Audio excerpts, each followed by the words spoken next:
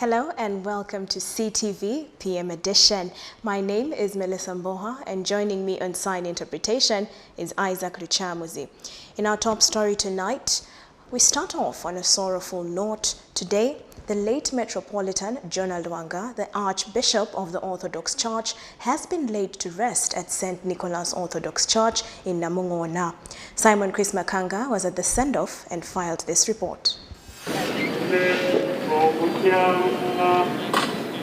The security at the St Nicholas Cathedral in Namungoona was today beefed up ahead of the burial and final send-off ceremony of the former Archbishop of the Orthodox Church, who passed on early this month in Athens, Greece, where he had gone for treatment.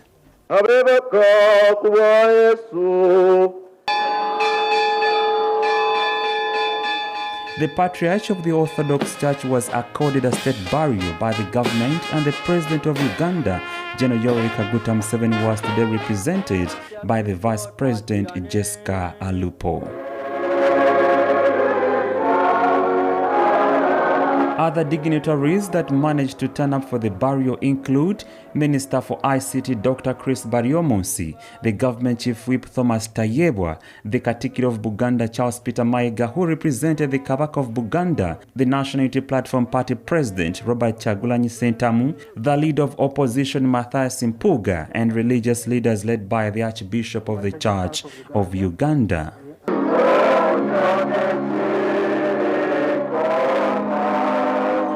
Today's requirements was led by the Archbishop of the Orthodox Church of Nairobi and current caretaker of Uganda, Bishop Makorios. The clergy also praised their fallen compatriot in faith.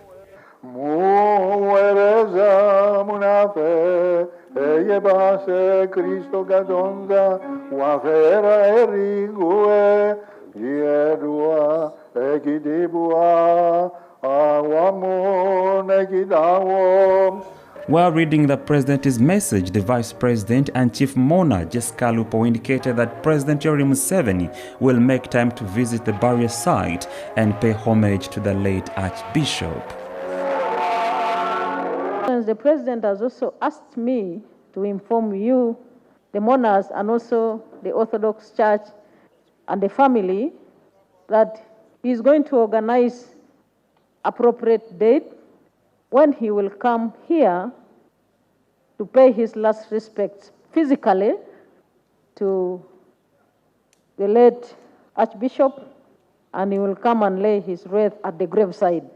The Katikkiro of Buganda, Charles Peter Mayiga, extended condolences to the people of Buganda on behalf of the Kabaka of Buganda and referred the late Lwanga as a consistent man. Archbishop Lwanga could be trusted because of being consistent, because of loving humanity. It was very easy to trust him because he exuded honesty. The president of the National Unity Platform, Robert Kyagulanyi Ssentamu, also known as Bobby Wine, spoke of the late Archbishop as a straight-from-the-shoulder religious leader and demanded for a look into the dates of prominent religious clerics. We in Uganda have lost outspoken religious leaders, and some of them in ways that we have not been explained to. Impressed upon you, dear friends from the Orthodox Church, that the Archbishop did not belong to you, he belonged to all of us, and we shall dearly miss him.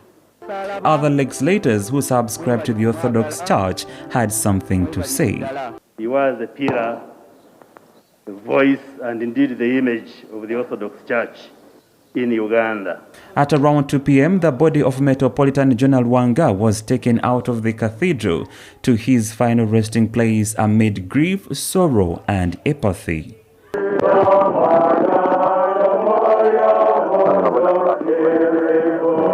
Lwanga was honored with a 3-gun salute for his contribution to the country as he was being laid to rest. Metropolitan Jonah Lwanga died on the 5th of September from prostate cancer, an illness he had battled for years. The journey of the fallen Archbishop Jonah Lwanga has ended today. However, his legacy still remains alive. A lot has been talked about him as a man who at all times spoke with candor, May his soul rest in peace. Simon Chris Makanga, CTV, PM Edition. What a journey weaved in pastoral service. The late Archbishop leaves behind a history told in a mouthful of deeds. We revisit his timeline. Orthodox Archbishop Jonah lwanga succumbed to prostate cancer at a hospital in Athens on September 5th. Today, his body descended to his permanent home at a cemetery at St Nicholas Cathedral, Namungoona, planting a pastoral mark.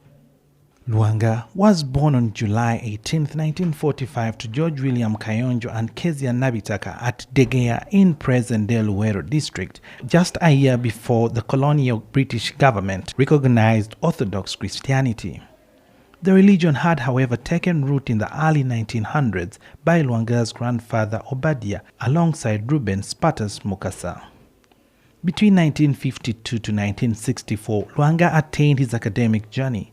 In Bulemezi, where he completed his secondary education, he traveled to Greece for further studies until 1968. He attained further studies at the University of Athens, graduating in 1973 with a degree in philosophy. Lwanga stayed at the University of Athens until 1978, obtaining a degree in theology. A year later, he returned to Uganda. He served as secretary of the Uganda Mission under Archbishop Frumentius until May 1, 1981, when he was ordained deacon. In 1982, he was ordained deacon Jonah lwanga to the holy priesthood. In the same year, he was sent to the Ecclesiastical School of Macarius III in Nairobi, which had been inaugurated in 1981. In 1982, Lwanga was elevated and sent to serve as Vicar Bishop in Bukoba, Tanzania. On 27th January, he was ordained Vicar Bishop of Bukoba. On May 12, 1997, he was elected by the Holy Synod as Metropolitan of Kampala and all Uganda.